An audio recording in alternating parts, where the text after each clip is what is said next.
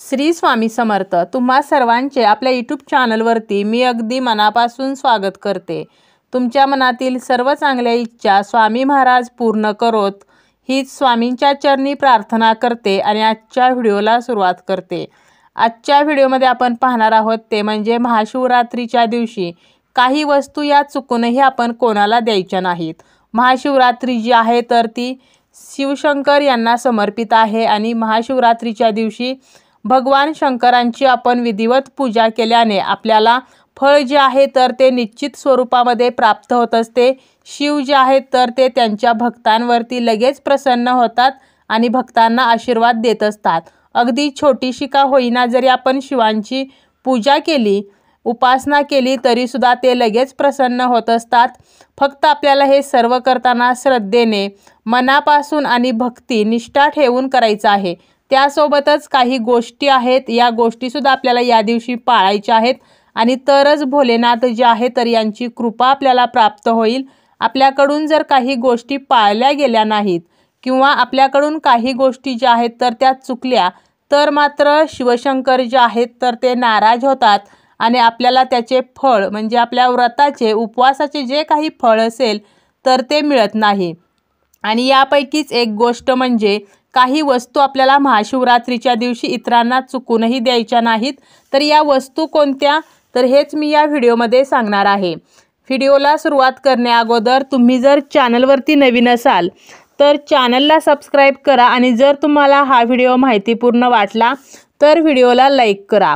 आपण भगवान शंकरांना महाशिवरात्रीच्या दिवशी पंचामृताचा अभिषेक करत असतो, त्याप्रमाणेच तीळ, तांदूळ, जव, मूग तर या गोष्टी सुद्धा अर्पण करत असतो।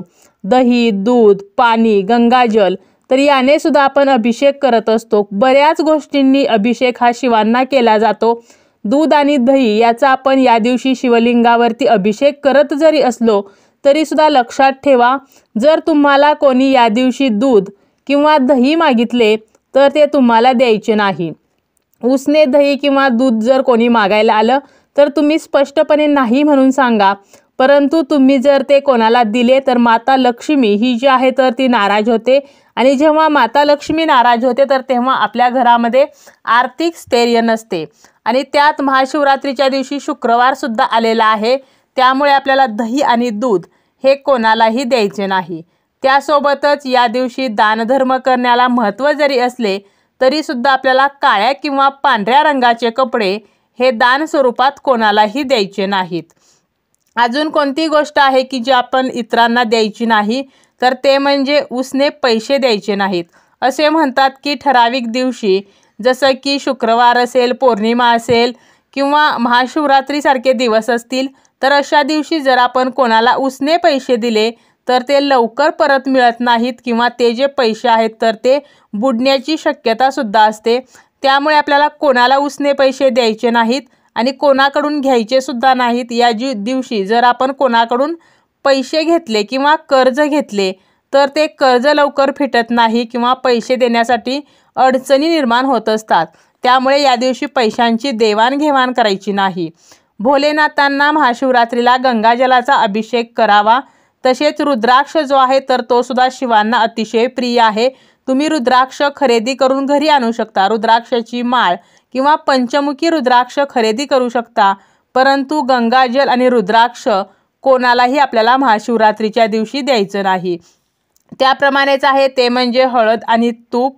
हळद जी आहे तर ती समृद्धीचे प्रतीक आहे आणि आपल्याला माहीत आहे की माता पार्वती ज्या आहेत शंकरांच्या पत्नी आहेत, त्यासोबतच माता पार्वतीचेच एक रूप म्हणजे अन्नपूर्णा देवी आहेत आणि अन्नपूर्णेच्या कृपेनेच आपल्या घरामध्ये जे काही धनधान्य असतं किंवा आपण 2 वेळेचं जे काही जेवण जेवत असतो ते माता अन्नपूर्णेच्या कृपेमुळे असते आणि त्यामुळेच आपल्याला महाशिवरात्रीच्या दिवशी हळद जी आहे तर ती सुद्धा कोणाला द्यायची नाही। आपण जर हळद कोणाला दिली तर आपल्याकडे जी काही समृद्धी आहे तर ती इतरांकडे जाते असं म्हटलं जातं।